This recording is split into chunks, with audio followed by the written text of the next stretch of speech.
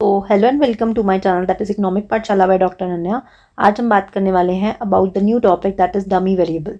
Dummy variable से भी काफ़ी क्वेश्चंस बनते हैं यूजीसी नेट एग्जाम्स में और बाकी कॉम्पिटिटिव एग्जाम्स में जहाँ पे इकोनॉमेट्रिक्स आता है, तो इसलिए इसको समझना बहुत ज़रूरी है।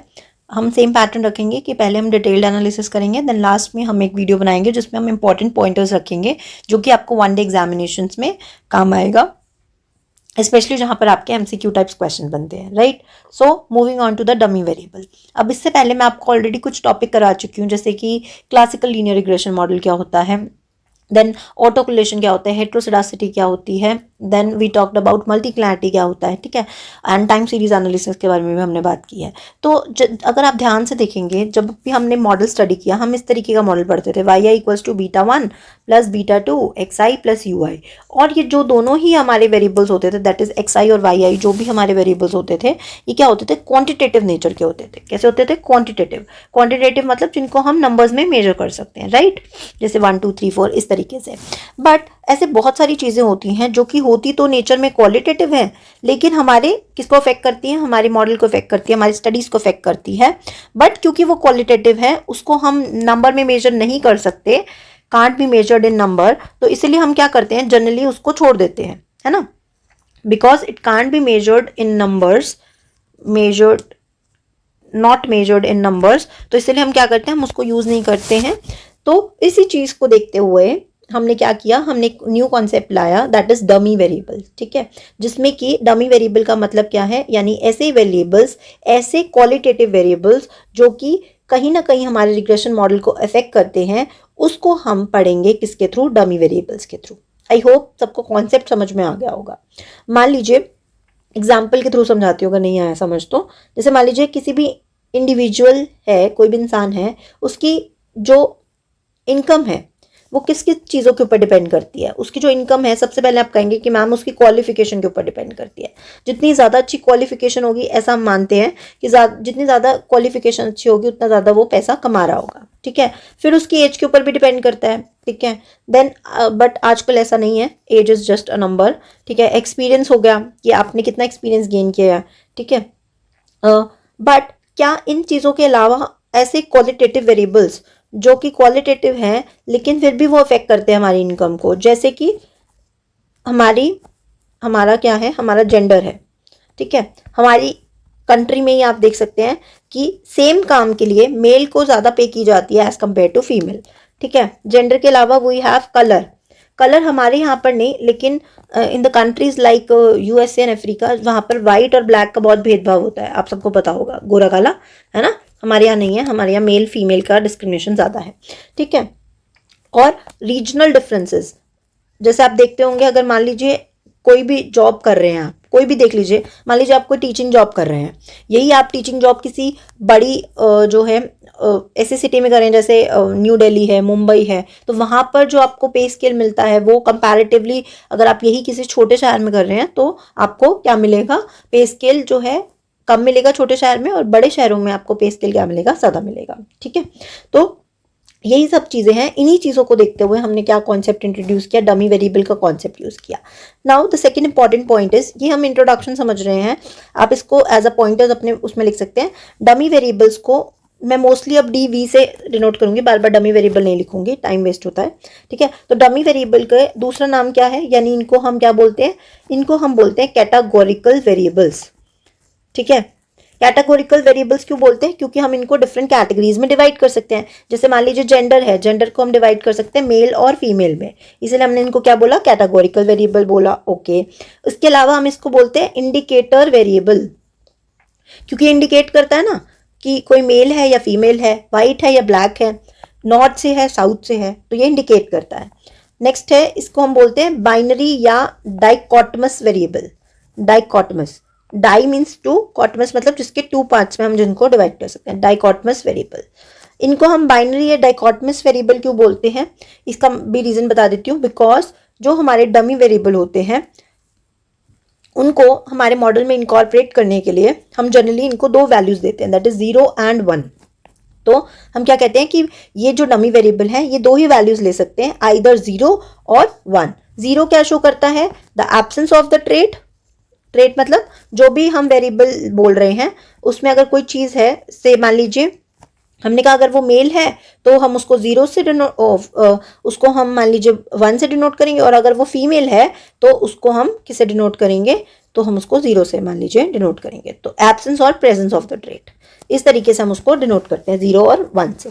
ठीक है, नाउ नेक्स्ट थिंग इज, इसका और नाम क्या हो गया, बाइनरी बात कर ली हमने। क्वालिटेटिव वेरिएबल्स हमको पता ही है, डमी वेरिएबल को हम क्वालिटेटिव वेरिएबल्स बोलते हैं, मैंने अभी आपको बताया, ये भी आप लिख लीजिए। और लास्ट में हम इसको बोलते हैं, एक और नाम है इनका, दैट इज प्रॉक्सी वेरिएबल्स।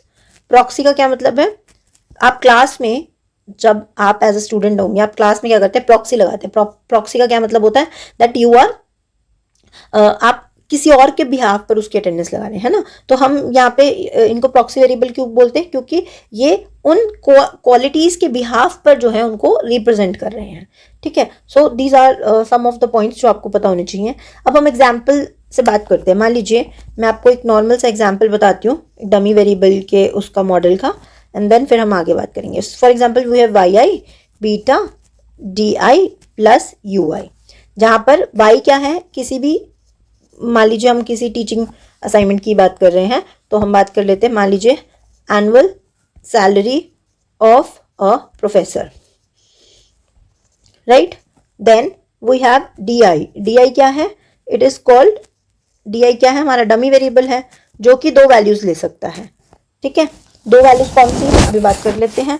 अगर हम मान लीजिए सैलरी प्रोफेसर की बात करें तो हम कहते हैं 1 अगर वो कॉलेज का प्रोफेसर मेल है, और 0 अगर वो कॉलेज का जो प्रोफेसर है वो क्या है, वो एक फीमेल है। ठीक है, यू आई क्या है, एरर टर्म है which will follow a normal distribution with mean 0 and variance sigma square.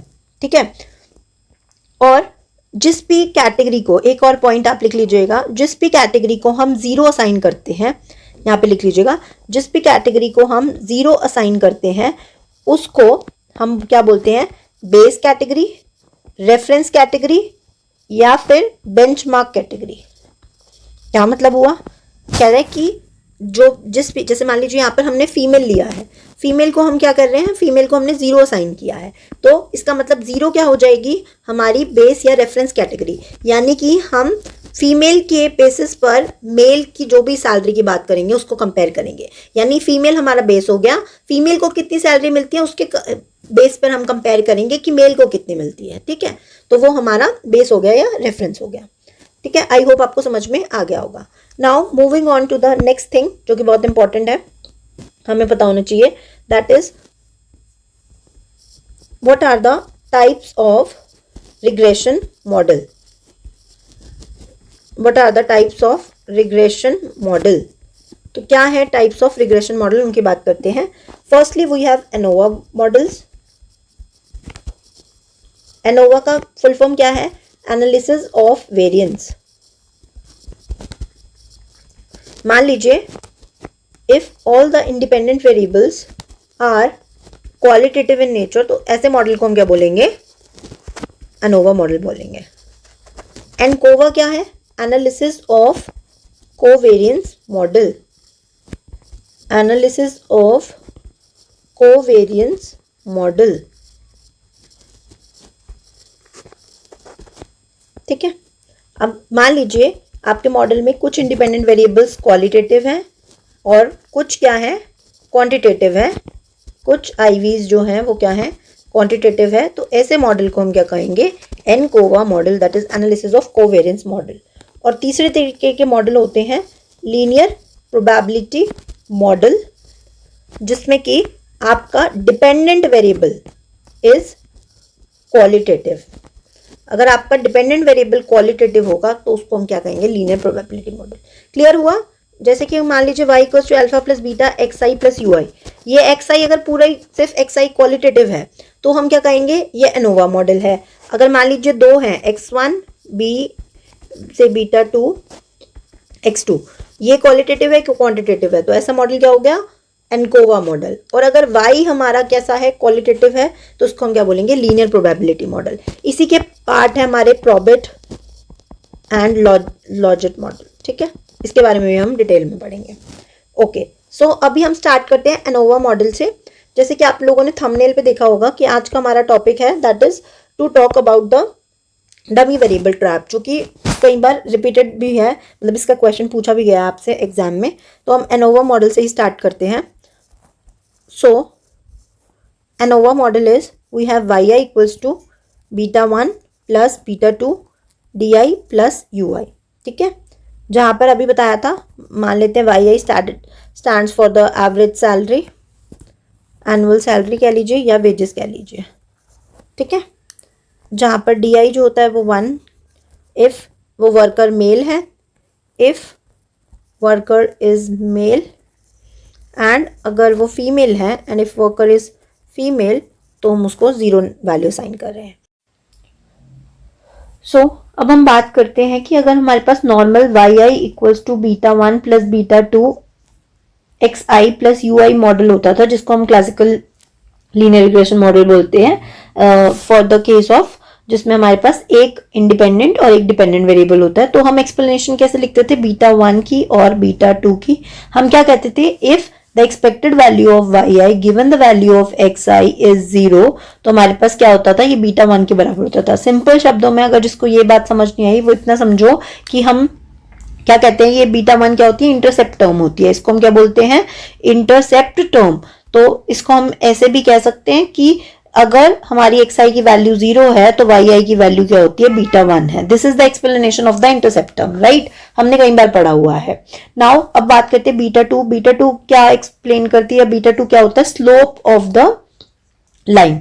अब स्लोप का क्या मतलब होता है, दैट इज आपने पढ़ा होगा ये चीज, that is change in Y I upon change in X I. अगर हमारा एक्स आई जो है, दैट इज अगर हमारा independent variable X I, if X I change by 1 unit, right, 1 unit बोलते हैं, है ना, तो हमारा वाई आई चेंज होगा, then Y I changes by beta 2 units. यही बोलते थे हम कि हमारा जो स्लोप है अगर वो 1 यूनिट से बढ़ेगा तो जो वाई आई है उसमें कितना चेंज आएगा, बीटा 2 यूनिट्स का। दिस इज द एक्सप्लेनेशन जब हम normal classical linear regression model पढ़ते थे। अब ये एक्सप्लेनेशन हम क्यों दे पाते थे, ये हम बीटा 2 को यहाँ पर हम स्लोप इसलिए बोलते थे बिकॉज यहाँ पे जो एक्स आई था और जो वाई आई था वो एक कैसे वेरिएबल्स थे, कॉन्टिन्यूस वेरिएबल थे। आई नो, अब आई होप आपको एक कॉन्टिन्यूस और डिस्क्रीट का डिफरेंस पता होगा। नहीं पता तो बता देती हूँ। कॉन्टिन्यूस वेरिएबल्स कैसे होते हैं, जो कि ऐसे होते हैं जैसे कि 1 और 2 के बीच के भी जो नंबर्स होते हैं उन सबको भी हम काउंट करेंगे तो कौन से हो गए, कॉन्टिन्यूस वेरिएबल। और डिस्क्रीट वेरिएबल्स कौन से होते हैं, जैसे कि 0, 1, 2 जो कंप्लीट नंबर्स में होते हैं, यानी कि पॉइंट्स वाले जो हो जाते हैं उनको हम कॉन्टिन्यूस बोलते हैं, और डिस्क्रीट क्या होते हैं, जो कंप्लीट नंबर्स होते हैं। I hope you got it. तो क्योंकि हमारा जो एक्स आई और वाई आई क्या है, कॉन्टिन्यूस वेरिएबल है, इसलिए ये एक्सप्लेनेशन हम कह सकते थे, और इसलिए हम कह सकते थे कि बीटा 1 हमारा इंटरसेप्ट है और बीटा 2 हमारी क्या है, स्लोप है, राइट? ओके, नाउ अब हम डमी वेरिएबल के इंटरप्रिटेशन की बात करते हैं, यानी ये जो मॉडल हमने लिया है एनोवा मॉडल, इसके इंटरप्रिटेशन की बात करते हैं। यहां पर जो बीटा 1 है उसको हम क्या बोलते हैं, इंटरसेप्ट टर्म ही बोलते हैं। क्या बोलते हैं, इंटरसेप्ट टर्म बोलते हैं। लेकिन जो बीटा 2 है वो, उसको हम क्या बोलते हैं, उसको हम यहाँ पर स्लोप नहीं बोलते हैं। क्या बोलते हैं, स्लोप नहीं बोलते, रादर हम इसको यहाँ पर क्या बोलते हैं, beta 2 is nothing but, it is nothing but differential intercept term. ठीक है, अब इस टर्म को आप एक बार लिख लीजिए अपनी नोटबुक में। इसका एक्सप्लेनेशन मैं आपको बताती हूँ जब मैं आपको पहले एग्जाम्पल कंप्लीट करा दूंगी। ओके, तो आई होप ये वाली चीज समझ में आ गई होगी। इसको मैं थोड़ा सा नीचे शिफ्ट कर देती हूँ ताकि आप लोगों को जो भी मैं समझाऊंगी वो मैं यहीं पे समझा दूंगी। Okay, done. ओके, तो बीटा 2 क्या है, आपको इतनी बात समझ में आ गई होगी, that is beta 1 is intercept term and beta 2 is differential intercept term. Okay, चलो अब हम इस एक्सप्लेनेशन को समझते हैं कि क्या कह रही है। ठीक है, तो इसको देखो हमें करना कैसे है। हमें क्या दे रखा है, Y I equals to beta 1 plus beta 2 D I plus U I, right? Now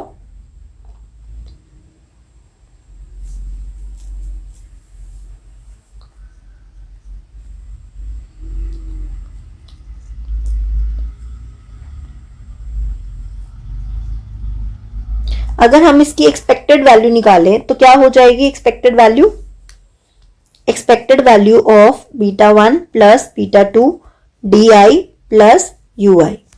Now expected value of beta 1 सब पे अलग अलग हो जाएगी, beta 2 expected value of di plus expected value of ui, right? expected value of beta 1 क्या हुआ है, constant term हुआ, तो एक्सपेक्टेड वैल्यू ऑफ बीटा 1 क्या हो जाएगा, beta 1 expected value of constant is a constant, beta 2 expected value of D आई वो किसके बराबर है, यहां पर डी आई के बराबर ही होगी, प्लस क्यों, क्योंकि डी आई कैसा है, कांस्टेंट टर्म है, वो आइदर वैल्यू ले सकता है 1 और 0, इसलिए हमने डी आई को भी एज इट इज लिख दिया, ठीक है। और next we have expected value of U I, तो expected value of U I क्या हो जाएगा, 0 हो जाएगा। सो हमारे पास expected value of Y I given the value of D I is equals to beta 1 plus beta 2 D I. Now D I की वैल्यू क्या हमने बोला है, पुट कर दो, दैट इज 1 पुट कर दो, तो अगर हम यहां पर डी आई की जगह 1 पुट कर देंगे बच्चे तो क्या हो जाएगा, beta 2 into 1, so we got the term as beta 1 plus beta 2। अब आप देखो हमने 1 वैल्यू किसको दी थी, अगर वर्कर जो है वो है मेल, इसका मतलब इसकी एक्सप्लेनेशन लिखेंगे अगर, तो क्या होगा, expected value of Y I given the value of D I is equal to beta 1 plus beta 2 states that, ये क्या है, it represents the average wage of a male. Male का क्यों है और वेज क्यों है, क्योंकि वाई आई क्या रिप्रेजेंट कर रहा है, वेजेस को, एक्सपेक्टेड है तो हमने एवरेज लगा दिया, वाई आई क्या है, वेज शो कर रहा है, और डी आई की वैल्यू 1 किसके लिए, मेल के लिए है, इसलिए क्या हो गई, average value of average wage of a male हो गई। Next is expected value Y I given the value of D I equals to 0। अब आपके पास यही आएगी बार बार, इसको आप 1 भी नहीं लिखेंगे तो नॉर्मल आप ऐसे लिखिए कि अगर हम कर रहे हैं तो ये होगा, ये आएगी expected value of Y I given the value of D I, तो ये होगा beta 1 plus beta 2 D I. अब इसमें अगर 1 पुट करते हैं तो हमारे पास क्या आ जाएगा, बीटा 1 प्लस बीटा 2, और 0 पुट करते हैं तो ये चीज 0 हो जाएगी और हमारे पास आंसर क्या आ जाएगा, बीटा 1। तो इसको हम क्या लिख सकते हैं, this is the average, Y I क्या है, wage of a D I equals to 0, इसका मतलब D I of a female, ठीक है। तो this is nothing but the, इसको आप लिखेंगे तो ये क्या है, इंटरप्रिटेशन है, how we will interpret a ANOVA model. I hope समझ में आ गया होगा कि एक एनोवा मॉडल को कैसे इंटरप्रेट करना है। देखो दोबारा से फटाफट से स्टेप रिपीट करती हूँ, जो भी मॉडल है उसमें एक्सपेक्टेशन लेना है, क्योंकि ये सारे टर्म्स कांस्टेंट है इसलिए वैल्यूज एज इट इज आ गई, expected value of U I 0 हो गई, देन हमारे पास जो भी expected value of Y I given the value of D I I, तो डी आई जो है वो 1 के बराबर और डी आई जो है वो 0 के बराबर, बीटा 1 प्लस बीटा 2, और डी आई अगर 0 पुट करते हैं तो बीटा 1, ठीक है। ये हो गया हमारा मेल का एवरेज वेज और ये हो गया हमारा फीमेल का। अब हम बात करते हैं, अगर मैं आपसे पूछूं, ये आपके सामने दोनों टर्म्स लिखी हुई हैं, अब आप मुझे ये देखकर बताओ, just give me a second, अब आप मुझे जरा ये देखकर बताओ, ठीक है, हाँ, ये देखकर मुझे बताओ कि अगर एवरेज वेज ऑफ मेल है बीटा 1 प्लस बीटा 2 और फीमेल है बीटा 1, तो मैं आपसे पूछूं कि what is the difference between, the difference between, अगर मैं आपसे पूछूं what is the difference between the average wage of,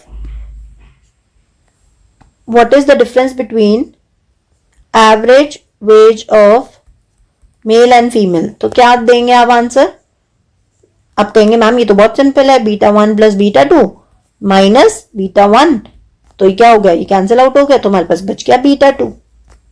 अब ध्यान से वापस आओ, जो मैंने आपको बात बोली थी, मैंने क्या कहा था, beta 2 is nothing but the differential intercept term.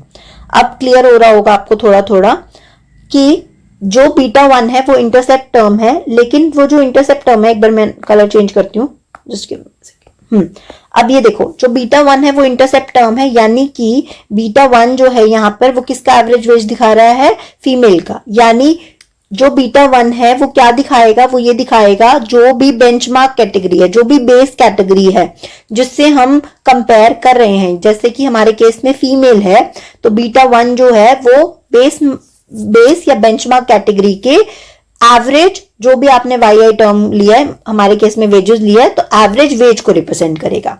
जबकि बीटा 2 जो है, जो कि हमने क्या बोला, डिफरेंशियल इंटरसेप्ट टर्म है, यानी कि बीटा 2 ये बताएगा कि जो फीमेल्स हैं उससे मेल की जो वेजेस हैं वो कितनी ज्यादा हैं। यानी कि ये देखो, इस केस में हमने क्या कहा था, बीटा 1 फीमेल का है और बीटा 1 प्लस बीटा 2 मेल का है। यानी कि अगर हम बोले कि मेल की सैलरी फीमेल से कितनी ज्यादा, तो आप कहोगे कि मैम बीटा 2 ज्यादा है, क्योंकि बीटा 1 तो इसके पास भी है, तो जो डिफरेंस है वो किसका है, बीटा 2 का है। इसीलिए हमने बीटा 2 को क्या कहा, स्लोप नहीं बोला, हमने क्या बोला, it is a differential intercept term. तो अगर मान लीजिए आपसे कोई पूछता है कि इस केस में हम डिफरेंशियल इंटरसेप्ट टर्म लिखते हैं, हम स्लोप क्यों नहीं लिखते, तो पहला रीजन तो आप यही बताएंगे, और दूसरा रीजन आप बताएंगे because here di is a discrete variable. अभी बताया था ऊपर, क्योंकि di क्या है, एक डिस्क्रीट वेरिएबल है, इसलिए इस केस में हम इसको स्लोप ना बोलकर हम डिफरेंशियल इंटरसेप्ट टर्म बोल रहे हैं। आई होप आपको समझ में आ गया होगा। अगर नहीं आया तो क्विकली मैं आपको एक न्यूमेरिकल एग्जांपल समझाती हूँ, उससे आपको समझ में आ जाएगा। फटाफट लिखते हैं। फॉर एग्जाम्पल, एक एग्जाम्पल लिखते हैं, Y I equals to beta 1 plus beta 2 D I plus U I. ठीक है, जहां पर वाई आई रिप्रेजेंट कर रहा है किसको, सैलरी को। ठीक है, और हमारा जो बेंचमार्क है वो डी आई 1 है फॉर मेल एंड 0 है फॉर फीमेल। ठीक है, और मान लीजिए इसको करने के बाद हमारे पास आ रहा है, हमने इसको सॉल्व किया है, मान लेते हैं हमारे को वैल्यूज दी हैं, Y I equals to 500 plus 400 D I plus U I. ठीक है, अब अगर आपसे कोई इंटरप्रिटेशन बोलेगा तो आप क्या कहोगे कि मैम हम सबसे पहले तो निकालेंगे expected value of Y I, which is nothing but the expected value of beta 1 plus beta 2 D I plus U I. अभी हमने जो सेम किया था, तो expected value of beta 1 plus beta 2 expected value of D I plus expected value of U I. ठीक है, which is nothing but beta 1 plus beta 2 D I plus 0 हो जाएगा। सो आप कहेंगे कि ma'am expected value of Y I is equals to beta 1 plus beta 2 D I. ठीक है, अब हम कहेंगे कि मैम यहाँ पर, आप कहोगे कि मैम यहाँ पे वैल्यूज दी हुई है, तो हम लिख देंगे 500 प्लस 400 डी आई। ये वैल्यू आ गई हमारे पास expected value of y given the value of di। ठीक है, अब अगर हम यहां पर ma'am expected value of Y I D I की जगह हम 1 पुट कर दें, तो ये क्या हो जाएगा, 500 प्लस 400 दैट इज 900, और जो expected value of Y I given the value of D I is equals to 0, और मैम ये हो जाएगा, यहाँ पे 0 हो गया तो यहाँ पे बच गया 500। ठीक है, तो इसको हम कैसे कहेंगे, तो आप क्या कहोगे कि एक्सप्लेनेशन में लिखेंगे तो हम क्या कहेंगे, मैम एवरेज सैलरी ऑफ अ किसकी, ऑफ अ फीमेल इज 500। क्यों, क्योंकि आपने ये देखा था 0 हमने किसको डिनोट किया था, फीमेल को, तो इसलिए यहां पर जब हमने डी आई की वैल्यू 0 पुट किया तो 500 रुपए आया था। तो average salary of ma'am female is 500 while the average salary of a male is 400 plus 500 that is 900, ये वाला जो केस है।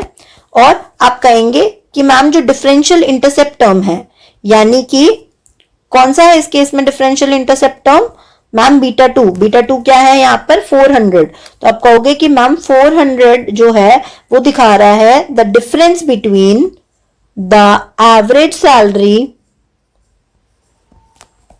ऑफ मेल एंड फीमेल, कि मेल को फीमेल से 400 रुपए ज्यादा मिलते हैं। That's what we are trying to say. I hope आपको समझ में आ गया होगा।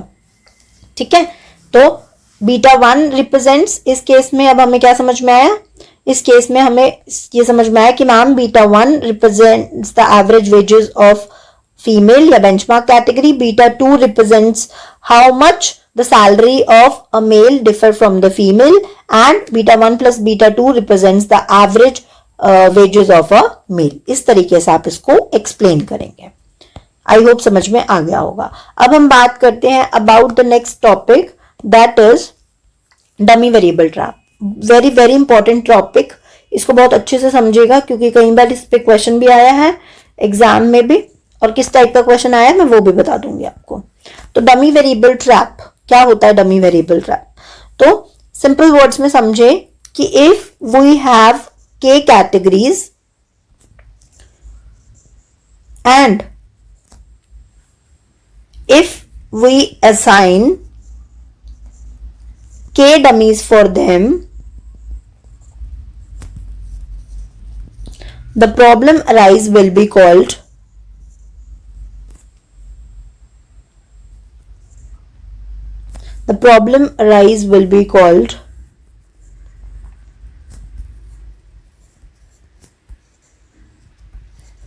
Dummy variable trap. अब इसका क्या मतलब है मैं वो आपको समझा रही हूं।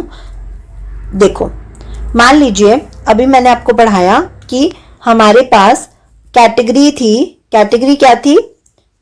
जेंडर, यही थी कैटेगरी। अभी जब हमने वेजेस वाली बात की है, सैलरी वाली बात करी, तो हमने कैटेगरी क्या ली थी? जेंडर। जिसमें ट्रेट क्या था? जेंडर। जिसमें हमने कैटेगरीज दो ली थी, मेल और फीमेल। ठीक है, अब ये बात क्या कह रही है? कह रहा है अगर हम जितनी कैटेगरीज हैं, से दो कैटेगरीज हैं, दो कैटेगरीज के लिए अगर हम दो ही डमी बना दें, ठीक है, तो जो प्रॉब्लम अराइज होगी उसे हम बोलेंगे डमी वेरिएबल ट्रैप। कैसे? इसको समझ लेते हैं फटाफट से। आओ, for example we have yi equals to alpha 1 plus alpha 2 d2i plus alpha 3 d3i plus ui। ठीक है, यहां पर yi क्या डिनोट कर रही है? द एनुअल सैलरी ऑफ अ से प्रोफेसर। ठीक है, ओके। नाउ यहां पे d2i जो है वो डिनोट कर रहा है 1 अगर वो मेल होगा, 0 अगर वो फीमेल होगी। सिमिलरली d3i क्या शो कर रहा है? 1 अगर वो फीमेल होगा और 0 अगर वो मेल होगा। बहुत ध्यान से देखना मैंने क्या किया है। जहां पर d2i वाला जब मैंने लिखा था तब मैंने क्या कहा है? 1 अगर मेल होगा और 0 अगर वो फीमेल होगी। जबकि इसका रिवर्स केस लिया है मैंने, कहां पर? जब d3i की बात कर रहे हैं वहां पर मैंने क्या कहा? 1 होगा अगर फीमेल है और 0 होगा अगर वो मेल है। ठीक है, ओके। अब मान लीजिए मैं क्या करती हूं? मॉडल को एस्टिमेट करने की कोशिश करती हूं, तो ये मॉडल एस्टिमेट नहीं होगा। क्यों एस्टिमेट नहीं होगा? द रीजन इज जो प्रॉब्लम अराइज होगी उसे हम कहेंगे the problem of perfect collinearity. Perfect collinearity कैसे है? ये देखो, d2i plus d3i is equals to 1 बन रहा है। ध्यान से देखो, d2i 1 अगर मेल है, 0 अगर फीमेल है, प्लस 1 अगर फीमेल है, 0 अगर मेल है। दोनों को ऐड करोगे 1 और 0 1 के बराबर आ रहा है, 0 प्लस 1 1 के बराबर आ रहा है। तो दोनों का सम करके हमारे पास क्या आ रहा है? आंसर 1 आ रहा है। इसका मतलब जो d2i है उसको हम लिख सकते हैं 1 माइनस d3i। यानी कि क्या है? ये चीज क्या शो कर रही है कि परफेक्ट कोलिनियरिटी है, यानी कि d2i और d3i जो है वो आपस में कैसे हैं? कोरिलेटेड है। अगर किसी को ये चीज नहीं समझ में आ रही तो मैंने मल्टीकुलरिटी के केस में आपको ये चीज बताई थी। ये क्या हो गया? दिस इज नथिंग बट दो वेरिएबल्स हैं, इंडिपेंडेंट वेरिएबल्स हैं, और वो आपस में क्या है? कोरिलेटेड है। तो आपको पता है प्रॉब्लम आती है the similar thing what we are discussing है। तो अब क्वेश्चन आता है कि मैम ठीक है, हमें प्रॉब्लम समझ में आ गई कि ठीक है, तो इसका सोल्यूशन क्या है? अब आपको मैं बताती हूँ। इसका सोल्यूशन है दैट इसका दो सोल्यूशन हो सकते हैं। First solution is to assign k minus 1 dummy variables for k categories। मतलब इसका क्या मतलब हुआ मैम? इसका सिंपल मतलब ये हुआ कि अगर मान लीजिए आपके पास दो कैटेगरीज है, मेल और फीमेल, तो दो है ना कैटेगरीज, तो उसके लिए डमी कितने असाइन करो? 2 माइनस 1, दैट इज एक ही डमी असाइन करो। That what we are saying. ठीक है, ओके। अगर मान लो 3 कैटेगरीज होती किसी चीज में, या मान लो हम किसी रीजन की स्टडी कर रहे होते हैं, तो 4 कैटेगरीज होती है, नॉर्थ, साउथ, ईस्ट, वेस्ट। तो कितने डमी असाइन करेंगे इसके लिए? 3 डमी मैम। ठीक है, तो जितनी कैटेगरीज उससे हमेशा एक कम डमी आप असाइन करेंगे तो ये प्रॉब्लम जो है वो नहीं आएगी। किसकी प्रॉब्लम? मल्टीक्लिनैरिटी की प्रॉब्लम तब नहीं आएगी। आई होप आपको बात समझ में आ गई होगी। ओके, अगर मैम ये ना हो तो और कोई सोल्यूशन भी है? बिल्कुल है। दूसरा सोल्यूशन क्या है कि ड्रॉप द इंटरसेप्ट टर्म छोड़ दो और 4 डमी यानी के कैटेगरीज के लिए के डमी असाइन कर दो एंड असाइन के कैटेगरीज के लिए के डमी। ठीक है, that's what we are saying. Okay, I hope समझ में आ गया होगा। अब इसको कैसे समझना है, मतलब मैम इसका क्या कोई एग्जाम्पल है? तो बिल्कुल मैं आपको इसका एग्जाम्पल करके दिखाती हूँ। ठीक है, फर्स्ट वाला एग्जाम्पल तो मैंने आपको पहले ही बता दिया है। कौन सा बता दिया है कि ये देखो, जो अभी इसमें करके दिखाया था कि 2 कैटेगरीज हैं तो हमने कितने डमी लिए थे? हमने एक ही डमी लिया था, राइट। पहला सोल्यूशन तो ये हो गया। दूसरा सोल्यूशन क्या है? दैट इज कि मोर देन, जब आपके पास ना हो तो आप क्या करो, उसका इंटरसेप्ट टर्म ले लो। ठीक है, चलो मैं आपको एक एग्जांपल से बता देती हूँ। मान लो हम किसी रीजन की स्टडी कर रहे हैं, वाई आई मान लो सैलरी है। ठीक है, Y I salary of a person है। ठीक है, आप कहोगे कि मैडम को सैलरी के अलावा कुछ नहीं याद आ रहा। मुझे और कोई वेरिएबल याद नहीं आ रहा है तो भी मैं सैलरी पे ही फोकस्ड हूं। So β1 plus β2 d2i plus β3 d3i plus β4 d4i plus ui। ये क्या है? अब मान लो हम बात कर रहे हैं कि हम कहते हैं कि जो भी इंसान कमा रहा है उसकी सैलरी जो है that differ according to the region. ठीक है, तो हमने कहा कि नॉर्थ, साउथ, ईस्ट और वेस्ट के अकॉर्डिंग सैलरी डिफर करती है। तो हमने कहा चलो इसको स्टडी कर लेते हैं। तो हमने क्या कहा कि अगर 4 रीजन्स हैं तो हम 4 कैटेगरीज हैं तो हमने कितने डमी असाइन किए? 1, 2 और 3। ठीक है, तो इसका एक ये सोल्यूशन हो गया। या फिर इसका दूसरा सोल्यूशन क्या हो सकता है? और इसका सोल्यूशन क्या हो सकता है? That is yi equals to β1 d1i, β2 d2i, β3 d3i, β4 d4i plus ui। ठीक है, तो या फिर ये तरीका है कि आप 4 डमी असाइन कर दो फॉर 4 कैटेगरीज। ठीक है, जहां पर अच्छा इस वाले केस में d2i की वैल्यूज क्या होगी?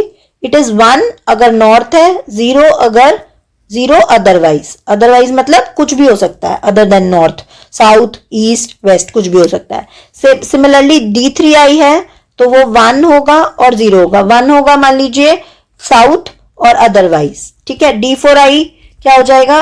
1 फॉर ईस्ट एंड 0 अदरवाइज। ठीक है, तो इस तरीके से हम करेंगे। तो आप कहोगे कि मैम जो बच गया वेस्ट, तो वेस्ट क्या हो जाएगा? वो हमारी बेंचमार्क कैटेगरी हो जाएगी, यानी कि जो भी हम कंपैरिजन करेंगे वो वेस्ट के बेसिस पे करेंगे। ठीक है, और यहां पर क्या हो जाएगा? यहां पर di1 की वैल्यू क्या हो जाएगी? d1i की वैल्यू क्या हो जाएगी?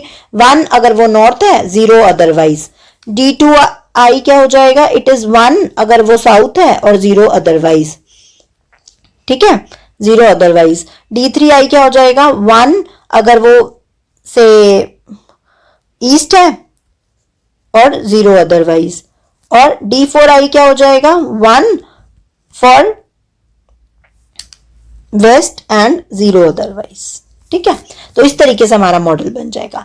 अब इसकी एक्सप्लेनेशन करने जाएंगे तो वीडियो काफी लंबी हो जाएगी एंड एक साथ इतना समझ भी नहीं आता, तो मैं आपको नेक्स्ट पार्ट में समझाती हूँ how we are going to explain if we have different categories होंगी और विदाउट इंटरसेप्ट होगा तो हम कैसे एक्सप्लेन करेंगे मॉडल को।